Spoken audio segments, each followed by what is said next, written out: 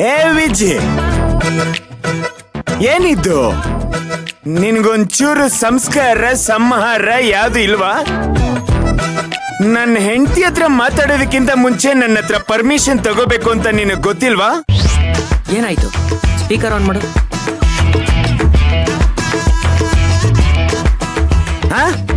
ದೀಪಕ್ ಇದನ್ನೆಲ್ಲ ನಿನಗೆ ಹೇಳ್ಕೊಟ್ಟಿಲ್ವಾ ವಿಜಿ?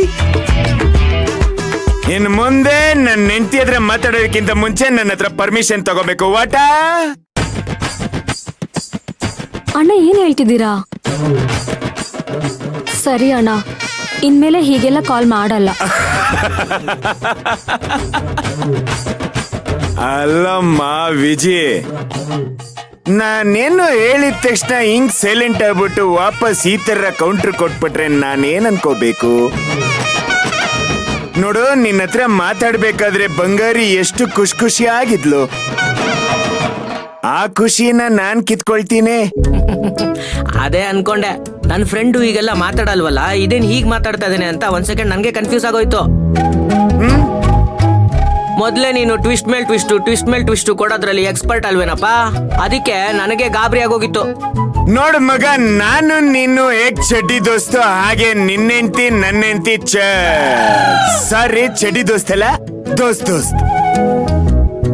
ಈಗ ನಿನ್ನೆಂಟಿ ಮೇಲೆ ನಿನಗ್ ಕೋಪ ಬಂದಾಗ ನಿನ್ನೆಂಟಿ ಪರವಾಗಿ ನಾನ್ ಮಾತಾಡಿ ನಿಮ್ಮಿಬ್ಬರನ್ನು ಒಂದು ಮಾಡೋದು ನನ್ ಜವಾಬ್ದಾರಿ. ಹಾಗೆ ನನ್ನ ಹೆಂಡತಿಗೆ ನನ್ನ ಮೇಲೆ ಕೋಪ ಬಂದಾಗ ಅದನ್ನ ಸರಿ ಮಾಡೋ ಜವಾಬ್ದಾರಿ ನಿಂದು ವಿಜಿ. ಏನಂತೀರಾ? This is perfect friendship. What you say? ಅಂದ್ರೆ ಮಯೂರ್ ಈಗ ನಿಮ್ ಮೇಲೆ ಮುನಿಸ್ಕೊಂಡಿದ್ದಾಳ ಅಣ್ಣ? ಅಯ್ಯೋ, ಅವ್ರು ಯಾವಾಗ ತಾನೇ ನನ್ನ ಜೊತೆ ಖುಷಿಯಾಗಿ ಮಾತಾಡಿದ್ದಾರೆ ಅಂತ ಕೇಳಿ. ನೀವ್ ಕೇಳಿ, ನಾನು ರಮಣಿ ಅಂದ್ರೆ ಚಿಮನಿ ಅಂತಾರೆ, ಮುದ್ದು ಅಂದ್ರೆ ಗುದ್ದು ಅಂತಾರೆ. ಹಿಂಗಾಗಿದೆ ನಮ್ಮ ಜೀವನ ಇವ್ರ ಜೊತೆ. ಏನ್ ಮಾಡೋಣ, ಹಣೆ ಬರ. ಅದಕ್ಕೆ ನನ್ನ ಜೊತೆ ಸ್ವಲ್ಪ ಖುಷಿಯಾಗಿರ್ಲಿ ಅಂತ ನೀವೇ ಹೇಳ್ಬಿಡಿ. ಗೆಳೆಯ, ಗಂಡ ಹೆಂಡತಿ ಎಷ್ಟೇ ಜಗಳ ಆಡಿದ್ರು ಅವರೇ ಮಾತಾಡಿ ಅದನ್ನ ಅವರೇ ಸಾರ್ಟ್ ಔಟ್ ಮಾಡ್ಕೋಬೇಕು. ಮೂರನೇ ಅವ್ರು ಬಂದು ಕಡ್ಡಿ ಅಳ್ಳಾಡ್ಸಿದ್ರೆ ಕತೆನೆ ಬೇರೆ ಆಗ್ಬಿಡುತ್ತೆ.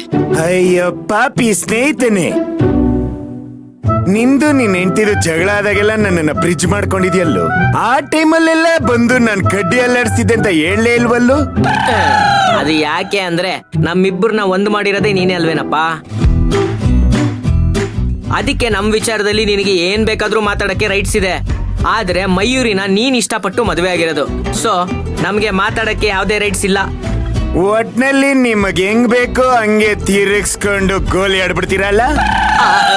ಹಾಗೆಲ್ಲ ಏನು ಇಲ್ಲ ಅಣ್ಣ, ಅವ್ರು ಹೇಳ್ತಿರೋದು ಸರಿಯಾಗಿದೆ. ನೀವ್ ಎಲ್ರನ್ನ ಎದುರಿಸಿ ನಮ್ಮಿಬ್ರ ಮದ್ವೆ ಮಾಡ್ದೆ ಹೋಗಿದ್ರೆ ನಾವಿಬ್ರು ಇಲ್ಲಿ ಖುಷಿಯಾಗಿರಕ್ ಆಗ್ತಿತ್ತ ಅಣ್ಣ?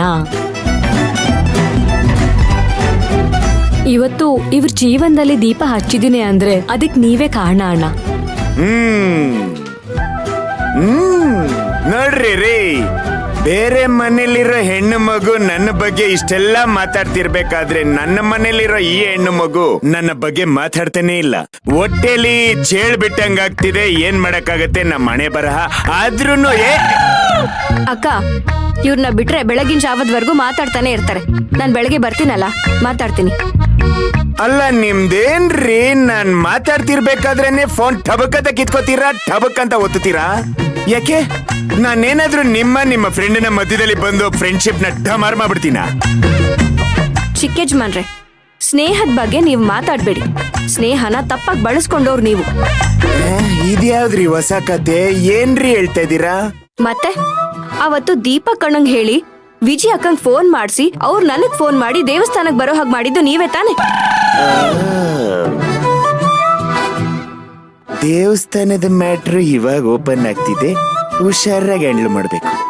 ಏನ್ ಯೋಚನೆ ಮಾಡ್ತಿದ್ದೀರಾ? ನಾನ್ ಹೇಳಿದ್ ಸರಿನೇ ತಾನೆ? ಇಲ್ಲ ರೀ, ತಪ್ಪು. ಏನ್ ತಪ್ಪು? ಈ ರಿಲೇಶನ್ಶಿಪ್ ಅಲ್ಲಿ ತುಂಬಾನೇ ಕನ್ಫ್ಯೂಷನ್ ಕ್ರಿಯೇಟ್ ಮಾಡ್ತಿದ್ದೀರಪ್ಪ ನೀವು. ದೀಪಕ್ನ ಅಣ್ಣ ಅಂತೀರಾ, ವಿಜಿನ ಅಕ್ಕ ಅಂತೀರಾ. ಗಂಡ ಹೆಂಡತಿ ಅಣ್ಣ ಅಕ್ಕ ಆಗೋದಕ್ಕೆ ಹೇಗ್ ಸಾಧ್ಯ? ಇಲ್ಲ ಒಂದು ದೀಪಕ್ನ ಅಣ್ಣ ಅಂತ ಕರೀರಿ, ವಿಜಿನ ಅತ್ಗೆ ಅಂತ ಕರೀರಿ, ಇಲ್ಲ ವಿಜಿನ ಅಕ್ಕ ಅಂತ ಕರೀರಿ, ದೀಪಕ್ನ ಭಾವ ಅಂತ ಕರೀರಿ. ಈ ರಿಲೇಶನ್ಶಿಪ್ ಕನ್ಫ್ಯೂಷನ್ ಅಲ್ಲಿ ನನಗೆ ಅರ್ಜೆಂಟ್ ಆಗಿ ಸುಸ್ಸು ಬರ್ತಿದೆ. ನೀವು ನನ್ನ ತಡೆದಿಟ್ಕೊಳ್ಳೋ ಬದಲು ನಾನು ಹೊಟ್ಟೋಗ್ಬಿಡ್ತೀನಪ್ಪ.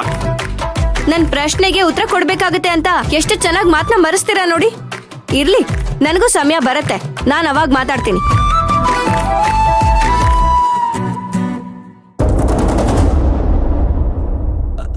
ಓ ಮಾವ, ಬನ್ನಿ ಬನ್ನಿ ಕೂತ್ಕೊಳ್ಳಿ.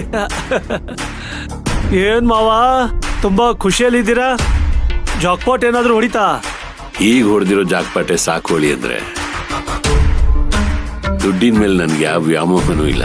ಮತ್ತೆ ಇಷ್ಟು ಖುಷಿ ಯಾಕೆ ಡ್ಯಾಡ್? ತಾರಕ್ ಮತ್ತೆ ಮಯೂರಿ ಮದುವೆ ರಿಜಿಸ್ಟ್ರೇಷನ್ಗೆ ನಾಳೆ ಅಪಾಯಿಂಟ್ಮೆಂಟ್ ಕೊಟ್ಟಿದ್ದಾರೆ.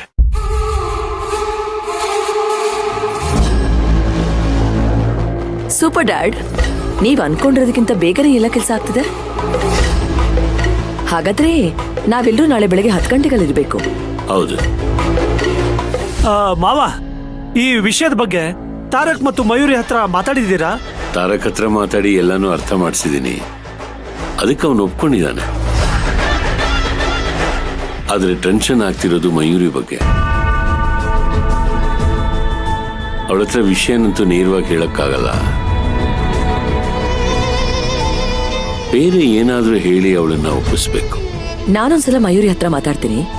ರಿಜಿಸ್ಟ್ರೇಷನ್ ಅಂತೆಲ್ಲ ಏನು ಹೇಳಕ್ ಹೋಗಲ್ಲ, ಎಲ್ಲೋ ಹೊರಗಡೆ ಹೋಗೋಣ ಅಂತ ಹೇಳ್ಬಿಟ್ಟು ಕರಿತೀನಿ. ಬೇಡ ಸಮಂತ, ನಾನೇ ಅವಳನ್ನ ಕನ್ವಿನ್ಸ್ ಮಾಡಿ ತಾರಕ್ ಜೊತೆ ಬರೋ ಹಾಗೆ ಮಾಡ್ತೀನಿ. ಆದ್ರೆ ಈ ವಿಷಯ ಮಾತ್ರ ರಾಜೇಶ್ವರಿಗೆ ಗೊತ್ತಾಗ್ಲೇಬಾರ್ದು. ಆ ಥರ ನೋಡ್ಕೋಬೇಕು.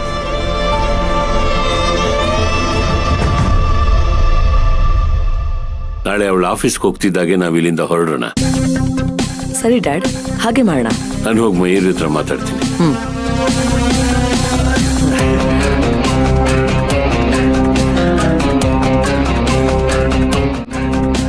ಅಲ್ಲ ಸಂಭು, ನಾಳೆ ಅಲ್ಲಿ ಬರೋದಕ್ಕೆ ಮಯೂರಿ ಒಪ್ಕೋತಾಳೆ ಅಂತೀಯ?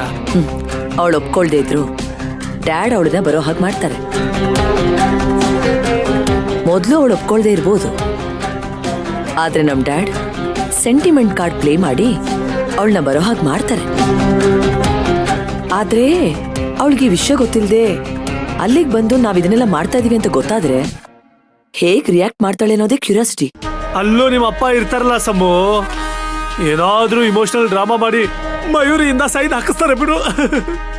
ಅದಷ್ಟು ಸುಲಭ ಅಲ್ಲ. ಮೊದ್ಲೇ ಮಯೂರಿಗೆ ಈ ಮನೇಲಿ ಇರೋದಕ್ಕೆ ಇಷ್ಟ ಇಲ್ಲ. ಇನ್ನು ಅವಳನ್ನ ಈ ಮನೇಲೆ ಪರ್ಮನೆಂಟ್ ಆಗಿ ಉಳಿಸ್ಕೊಳ್ಳೋದಕ್ಕೆ ನಾವ್ ಹೀಗೆಲ್ಲ ಮಾಡ್ತಾ ಇದೀವಿ ಅಂತ ಅವಳಿಗೆ ಏನಾದ್ರೂ ಗೊತ್ತಾದ್ರೆ ಚಾಮುಂಡಿ ಅವತಾರ ತಾಳ್ಬಿಡ್ತಾಳೆ. ಅಂದ್ಮೇಲೆ ನಾಳೆ ಒಳ್ಳೆ ಎಂಟರ್ಟೈನ್ಮೆಂಟ್ ಅಂತ ಗ್ಯಾರಂಟಿ.